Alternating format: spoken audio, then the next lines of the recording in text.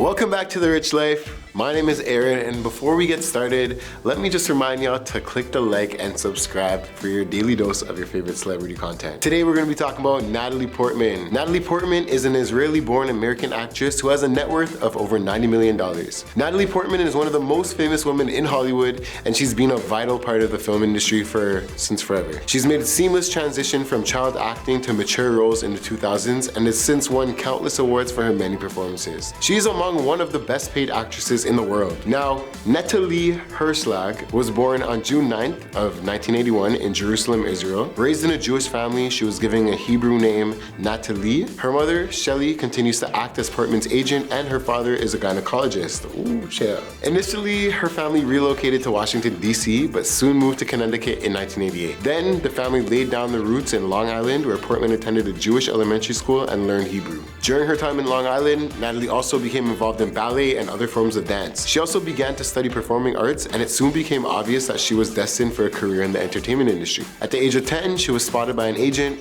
Although she initially turned down the opportunity to become a child model, she agreed to audition for acting roles. Natalie Portman's career began in 1992 when she was an understudy for Laura Bell Bundy for the off-Broadway musical Ruthless. Bundy's other study was also Britney Spears, fun fact. After Ruthless ended, Portman booked her breakout role in the film Leon, the Professional, and at this point she adopted her stage name Natalie Portman for the first time. Portman played Mathilda. Yes, Mathilda, not Matilda. That's a whole different movie. Now, Mathilda was an important character in the 1994 French action film, which generated over $46 million at the box office. Although it received mostly positive film reviews, some questioned the sexualization of Portman's character, including Portman herself in later years. Now, little Mathilda, you better calm down.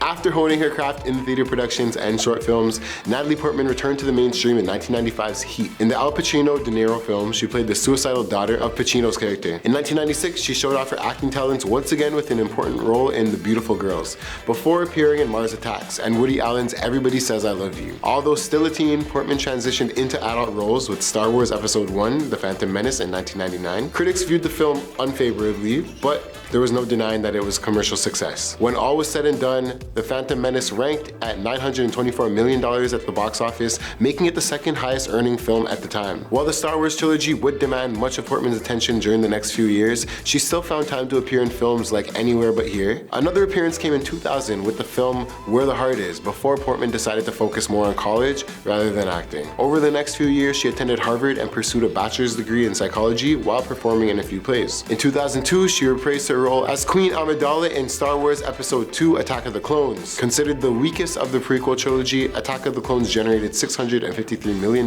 at the box office during the time, which I still think is a lot of money. And in 2003, Portman graduated from Harvard and appeared in the film Cold Mountain. After appearing in the film Garden State, Portman agreed that her first sexually explicit role with 2004's Closer. Previously, she'd been reluctant to accept such roles due to her negative experience with Leon, the Professional, playing Mathilda, that bad girl Mathilda.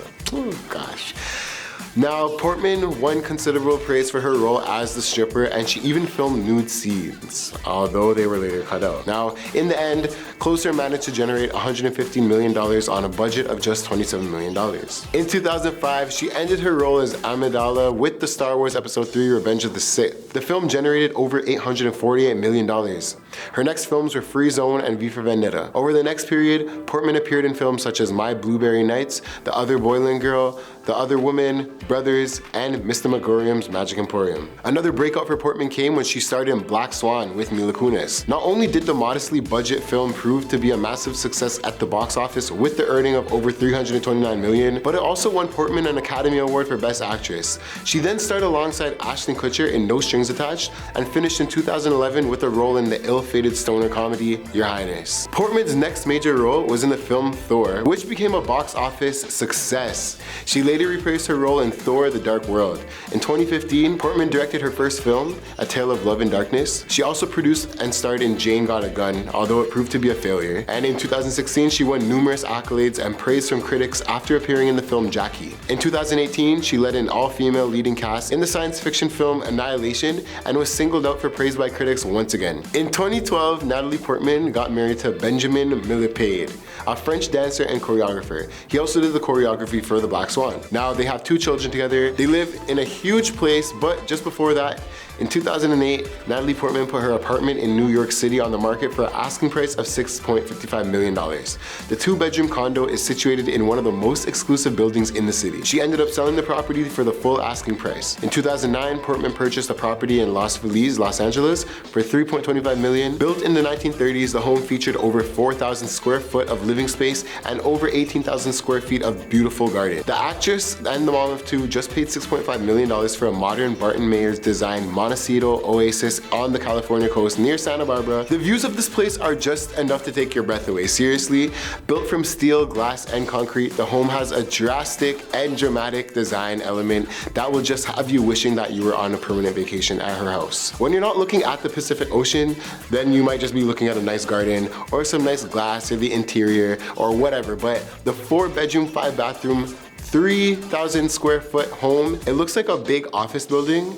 but like if you put your home in there, like it's huge. So yeah, there's 10 acres. You know, her vacation escape is a sprawling compound compared to her half-acre main residence in the Los Feliz area. You know, Angelina Jolie is one of her neighbors. This lady's house is just like a nice big slab of perfection in the middle of a forest. When you get into her driveway, there's a whole bunch of trees. You feel like you're in like African land safari or like a really nice garden or something really cool. You can see the interior of her whole place. It's just like all glass and it just looks very nice so far. The inside looks very like industrial kind of. Huge open spaces. It looks like an event space or like a party room, something that you would book out for a big party, but she's lucky enough to live there every day. Huge glass windows and everything. You could just see anything that you want to look at. Lots of natural light coming in through the ceiling. Every bedroom looks like a resort. Her backyard, she has another fireplace. She has some patio furniture. She has a whole bunch of different types of trees and gardens around her. It looks like a really great, with this place being in the middle of almost nowhere, you know, it takes some wheels to get there. So let's not forget about the cars that she has. Now,